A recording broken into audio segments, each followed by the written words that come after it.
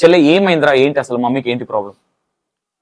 అమ్మకి రీసెంట్ గా health బాగాలేదన్న. 2 years బ్యాకే liver infection అనేది వచ్చింది. కామెర్లు అయ్యి కడుపులో పడి లివర్ ఇన్ఫెక్షన్ వచ్చింది. పంజాగుట్లో చూపించా, మెడిసిన్ వాడుతుంది. అప్పటి నుంచి ఇప్పటిదాకా వాడుతుంది. రీసెంట్లీగా ఒక 17 మార్నింగ్ అన్న, మార్నింగ్ రోజు కళ్ళు తిరిగి కింద పడిపోయింది. హెల్త్ సైడ్ ఎఫెక్ట్స్ వస్తున్నాయి, నార్మల్ గా కళ్ళు తిరగడం, చేతులు పీక్కపోవడం, వామిటింగ్స్, మోషన్స్ ఇవి అవుతున్నాయని వచ్చిందన్న. హాస్పిటల్ తీసుకెళ్ళా, గాంధీ హాస్పిటల్ కి. అక్కడికి వెళ్తే కొంచెం కేర్లెస్ ఉన్నారు. అమ్మ కండిషన్ ఇంకా క్రిటికల్ అయిపోతుంది. ఇంకా వేరే అక్క వాళ్ళు వేరే అన్న చేసి, అక్కడ నీకు ఒక హాస్పిటల్ చెప్తామమ్మా, మంచిగా చూస్తాము అనేసి చూస్తారు, ప్లస్ నువ్వు డాన్సర్ అంటున్నావు, కళాకారులకి ఇట్లా తక్కువ చేస్తారు అని చెప్పేసి అంటే, ఇంక అప్పటికి నాకు ఇంకా ఆప్షన్ ఏం కనిపించట్లేదు, అసలు నాకు తోచట్లేదు అన్న. తోచక అంబులెన్స్ కి కాల్ చేసి హాస్పిటల్, వెల్నెస్ అనే హాస్పిటల్కి వెళ్ళినాను. వెల్నెస్ హాస్పిటల్కి వెళ్ళేసరికి అమ్మ అన్కండిషనల్ అయిపోయింది, మాట్లాడట్లేదు, కళ్ళు పైకి తేలేస్తుంది, చూస్తలేదు. నన్ను ఎవరు నువ్వు, నన్ను గుర్తుపట్టట్లేదు అసలు, గుర్తుపట్టకుండా మాట్లాడట్లేదు అసలు.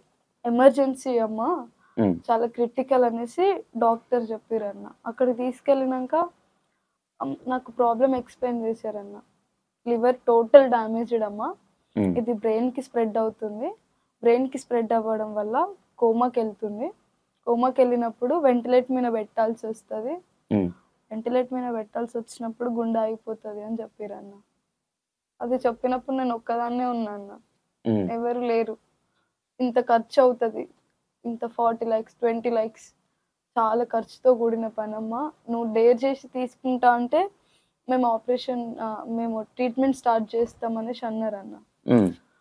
ఏదైతే అదైందని సైన్ పెట్టేసిన అన్న. అక్కడ 7,000 ఉండే అన్న. 7,000 తోని అడ్వాన్స్ వేసి ట్రీట్మెంట్ స్టార్ట్ చేయమని చెప్పిన అన్న. స్టార్ట్ చేయమని చెప్పాక చేశారు. అమ్మ ఐసీయూలోనే 6 days ఉందన్న. ఐసీయూలోనే 6 days ఉందన్న. తర్వాత చెప్పారు టోటల్గా లివర్ డ్యామేజ్ అమ్మ, కంపల్సరీ మీకు అమ్మకి ఏదైనా ఆప్షన్ ఉంది అంటే లివర్ ఆపరేషన్ చేయాలి అని చెప్పేసి అన్నారన్న. దానికి 40 lakhs అవుతాయి అనేసి అన్నారన్న. 40 lakhs అవుతాయి అన్నారు. ఓకే, ఇప్పటి వరకు ఇప్పుడు మీ చుట్టాలు కానీ మీ అన్నయ్య కానీ ఉన్నారు? అన్నయ్య చూసుకుంటాడు అసలు? అన్నయ్య ఉన్నాడు అన్న, కానీ అంత పట్టించుకోడు. ఉన్నామా లేమా, నేను తిన్నానా, నాది నేను చూసుకున్నానా అన్నట్టు ఉంటాడు అన్న. ఓకే, చుట్టాలు ఎవరు మరి ఇప్పుడు కొంచెం హెల్ప్ఫుల్ గా మీ చుట్టాలు ఎవరు హెల్ప్ చేయలేదా? లేదన్న, నాకు ఇచ్చే వాళ్ళే ఉన్నారన్న, వాళ్ళు బ్లాక్ చేసిరన్న అడిగితే. నీకు అనిపించిందారా, అంటే మనం అవసరం ఉన్నప్పుడు హెల్ప్ చేసినాం, మనకు అవసరం వచ్చినప్పుడు ఒక్కరు కూడా మన దగ్గర లేరు? అర్థమైందన్న. అంటే ఇప్పుడు మాకు ఎవరు లేరు కదన్న, అంటే మాకు పొలములు భూములు పైసలు ఉంటే కాక వచ్చినేమో ఇచ్చినేమో అన్న, మాకేం లేదన్న. అమ్మకి అన్నదమ్ములు ఎవరు లేరు, అక్క చెల్లెలు ఎవరు లేరు, అమ్మ ఒక్కతే, నాకు ఎవరు లేరు. నాన్న వాళ్ళ తరపు నుంచి కూడా చెప్పాను. నేను చేసి చెప్పిన కాల్ తర్వాత నాకు మళ్ళీ కాల్ చేసి నువ్వు ఎట్లున్నావు అని కూడా అడగలేదన్న. డాడీ తరపు నుంచి, డాడీ కూడా సేమ్, డాడీ వాళ్ళ తరపు నుంచి కూడా సేమ్. ఇప్పటి వరకు ఎవరు రాలేదా హాస్పిటల్ కి? ఎవరు రాలేదన్న. మమ్మీ తరపు నుంచే పెద్దమ్మ వాళ్ళు వచ్చారు, వచ్చి చూసి వెళ్ళిపోయారు. నువ్వు ఒక ఈష ఆడపిల్లవి హాస్పిటల్ ఒక్కదానివే ఉన్నావు, ఉండాలి అని ఎవరు ఉండలేదన్న. ఎన్ని రోజులు అవుతుంది ఇప్పటికి మమ్మీని హాస్పిటల్లో వేసి? 17కి వేసిన అన్న. 17 అంటే 5-6 days అవుతుంది. 24th 9 days అవుతుంది. 9 days. నీ ఫ్రెండ్స్, నీతో పాటు ఉన్న ఫ్రెండ్స్ కావచ్చు, నీ హెల్ప్ తీసుకున్న వాళ్ళు కావచ్చు, ఎవరు రాలేదన్న. ఫ్రెండ్స్ రాలే, చుట్టాలు రాలే, ఎవరు రాలేదన్న. ఒక్కదాన్ని అప్పటి నుంచి ఇప్పటిదాకా ముందుకెళ్తూనే ఉన్నా. బ్యాక్ స్టెప్ వేసుకుంటూ అస్సలు వేయకుండానే ముందు స్టెప్ వేసుకుంటూ వెళ్ళిపోతున్నా. ఫ్రెండ్స్ నేను హెల్ప్ అంటే మరీ వేలలో చేసిన వాళ్ళు కాకపోయినా నేనున్నా, ఏం కావద్దు, మీరు ఏది చేసినా కూడా ముందుకెళ్ళిపోవాలి, తప్పుడు డెసిషన్ తీసుకోవద్దని నేను చాలా మందికి చెప్పిన, స్ట్రాంగ్ ఉండాలి స్ట్రాంగ్ ఉండాలి. కానీ నేను ఇట్లాంటి సిచ్యువేషన్ ఉన్నప్పుడు నువ్వు స్ట్రాంగ్ ఉండని చెప్పిన మనిషే లేదన్న.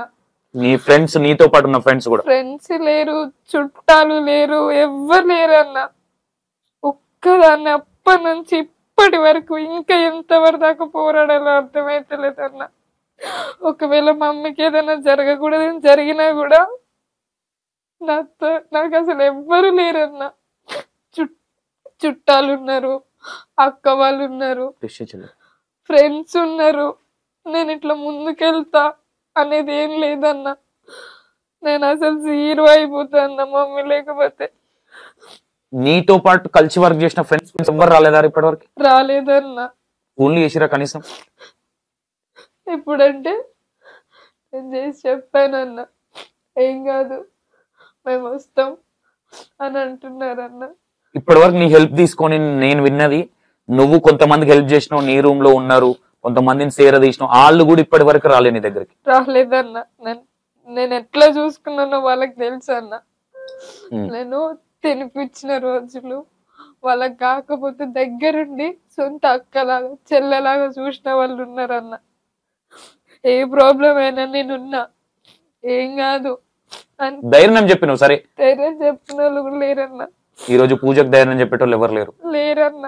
మా రిలేటివ్స్ అయితే ఇంకా ఘోరం అన్న. పైసలు నీకిచ్చే పైసలు అడుగుతారేమోనే ఫోన్లు black చేసిరంటే?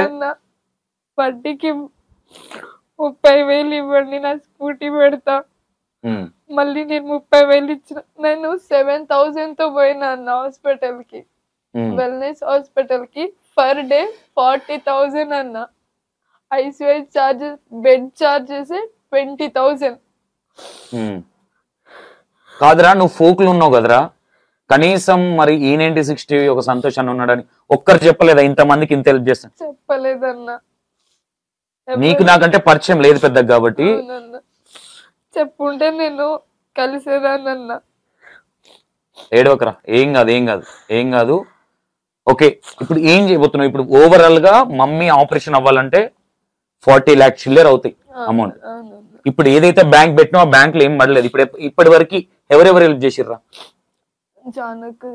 Janulari, Lasya, okay, నమ్రిత్ master చేశారు. నమ్రిత్ మాస్టర్, ఓకే, సూపర్. వేరే వాళ్ళు చేశారన్న. ఓవరాల్ గా ఎంత వచ్చినాయిరా నీకు? 30, 20, 25, 30 అలా వచ్చాయి. 30,000 వచ్చి నీకు కావాల్సింది 40 చేంజ్. 40 lakhs చేంజ్ అన్న. అన్ని కలుపుకొని 40 lakhs చేంజ్. ఓకే, నేను ఏమంటున్నా, చాలా మందికి చాలా చేస్తూ ఉంటాం. ఒకటి, నేను ఎవరిని తప్పు పట్టట్లేదు ఇక్కడ. పూజ అనే డాన్సరు మన ఇంట్లో ఒక ఆడపిల్లలాగా అనుకొని తోచినంత ఇంతే అని లేదు. అందరికీ పరిస్థితులు, కొంతమంది అనుకుంటారు అరే మా పరిస్థితులే బాగాలేవు. ఎవరి పరిస్థితులు బాగుండే, ఒక్కరోజు షూట్, ఈరోజు మేము షూటింగ్ చేయలే ఖాళీగా ఉన్నాం అనుకోవచ్చు. బట్ ఆ అమ్మాయికి రేపు పొద్దున వాళ్ళ అమ్మకి ఏదైనా అయితే ఆమె చూసుకునే నాదుడు లేడు. ఎందుకంటే అన్న పట్టించుకోడు, డాడీ అసలు పట్టించుకోడు. ఆ అమ్మ మీదనే ఆధారపడి ఉంటుంది పూజ.